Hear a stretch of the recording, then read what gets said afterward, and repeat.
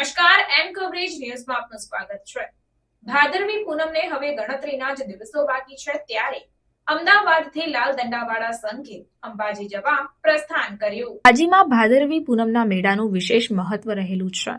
લાખો ભક્તો પગપાળા માતાજીના દર્શન કરવા આવતા હોય છે ત્યારે પૂનમને હવે ગણતરીના જ દિવસો બાકી છે ત્યારે પગપાળા જતા સંઘો અંબાજી જઈ રહ્યા છે। અમદાવાદથી લાલ દંડાવાળા સંઘે અંબાજી જવા પ્રસ્થાન કર્યું।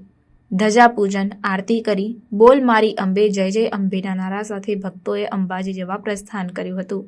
190 વર્ષથી આ સંઘ અંબાજી જાય છે। ઈસવીસન 1835 ભાદરવા સુદ બીજના રોજ સંઘે પ્રથમવાર અંબાજી જવા માટે પ્રસ્થાન કર્યું હતું। એવું કહેવાય છે કે અમદાવાદમાં પ્લેગ ફાટી નીકળ્યો હતો અને શહેરની સ્થિતિ ખરાબ હતી ત્યારે નગર શ્રેષ્ઠ એ માતાજીની માનતા માની કે રોગચાળો શમી જશે તો પગપાળા દર્શન કરવા જવું। માતાજીની કૃપાથી રોગચાળો નાબૂદ થતા ભક્તો પગપાળા દર્શને ગયા હતા। દંડા સંઘમાં છેલ્લી 3 પેઢીથી હું યાત્રિક તરીકે આવી રહ્યો છું।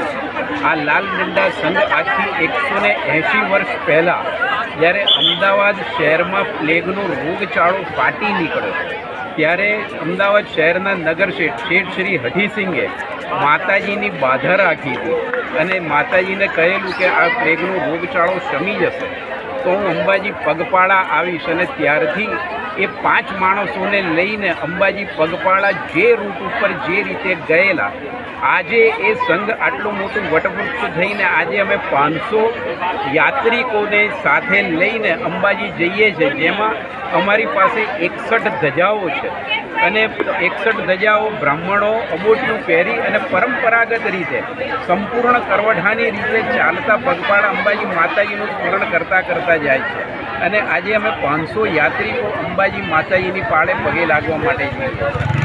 આ લાલ દંડા સંઘની વિશેષતા એ છે કે લાલ દંડા સંઘની સૌથી પહેલી ધજા બારસના દિવસે ચડે છે। પૂનમને દિવસે સંઘ વિરમે છે અને બારસના દિવસે ધજા ચડે છે। આ લાલ દંડા સંઘની વિશેષતા છે। જેમ છે એ અબોટિયું લાલ અને જે દંડનું જે નિશાન દંડ છે એ દંડ લાલ કલરનો એટલા માટે એને લાલ દંડા સંઘ તરીકે ઓળખવામાં આવે છે। પહેલાં પોટલીઓ સંઘ હતો, લોકો સાથે સામાન લઈને જતા હતા પણ હવે આધુનિકકરણની અંદર અમે એના માટે સામાન માટેની અલગથી ટ્રકોની એની વ્યવસ્થા રાખેલી છે કે જેની અંદર સામાન યાત્રિકોનું આવી શકે, યાત્રિકો શાંતિથી ચાલી શકે। મારું નામ રાજેન્દ્ર ડાયરી દવે છે। હું છેલ્લા 47 વર્ષ ભગત માતાજીની દયાથી ચાલતો હતો એનો કોઈ વિઘ્ન હજુથી આવ્યું નથી।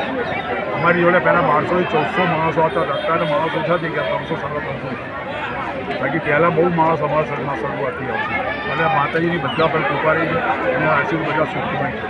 અચ્છા, આટલો લાંબુ તમે ચાલતા જાઓ છો, ભગવાનનું નામ લેતા જાઓ છો, કઈ રીતનો રસ્તો કપાય છે? માતાજીની દયાથી આરામથી રસ્તો કપાઈ જાય છે। અમદાવાદમાં હેડવો તો ના ચાલી શકાય પણ એની કૃપાથી ચાલી શકાય। खबरों के लिए चैनल को सब्सक्राइब कीजिए। खबरों का नोटिफिकेशन पाने के लिए बेल आइकॉन को जरूर दबाएं।